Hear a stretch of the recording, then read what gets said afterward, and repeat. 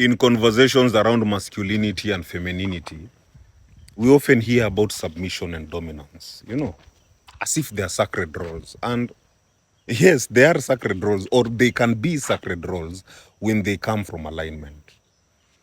But what's rarely talked about is how easily these roles become distorted when they are shaped by trauma, when they are shaped by fear, or even unmet emotional needs.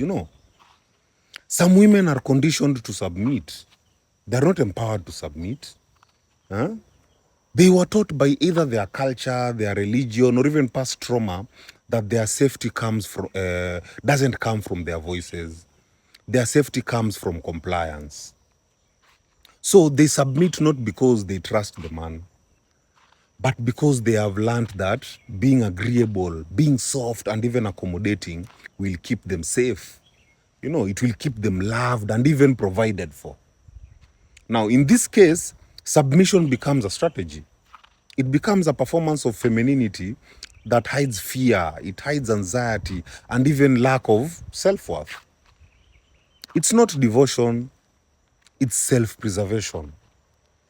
So now, when a man receives that kind of submission, and now they end up feeling obligated to provide, to protect, or even lead in return, he's not leading from presence or even power.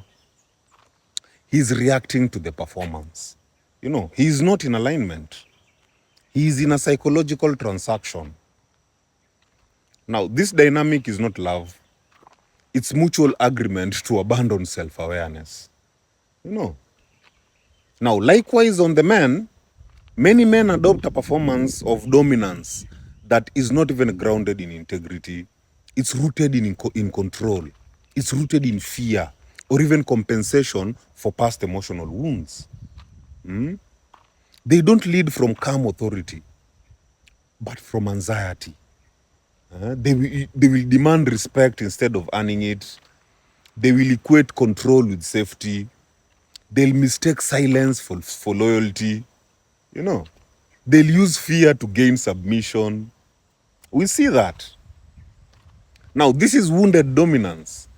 It's a posture, it's not a presence. And when a woman submits to that kind of man, not out of trust, but out of fear or even emotional confusion, the cycle of trauma continues. Now, both parties are stuck in a loop. He dominates because he fears being disrespected, and then she submits because she fears being abandoned. My friend, that's not polarity. It's trauma bonding in a mask of gender roles. Real dominance feels safe. It feels stable and empowering. It invites openness, not fear. It leads, and not just leading, it also listens. While on the other hand, real submission feels free. It feels soft and even supreme. Submission is a gift, not a plea for validation. It flows. Submission doesn't fold, it doesn't shrink, it just flows. When you are in an aligned polarity, a man doesn't feel obligated to lead.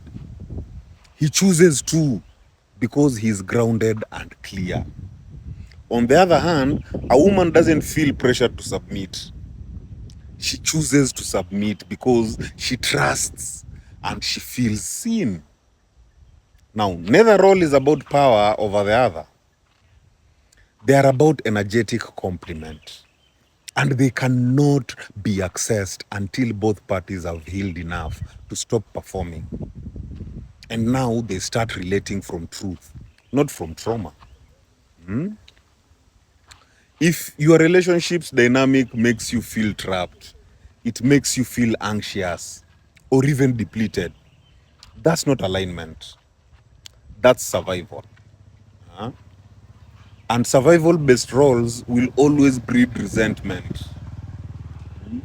They will breed manipulation, they'll breed control, and even codependency.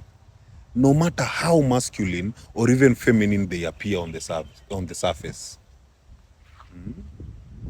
True dominance and submission are not about roles. They're about resonance. No. It's about alignment. It's not about obligation. You know, it's power.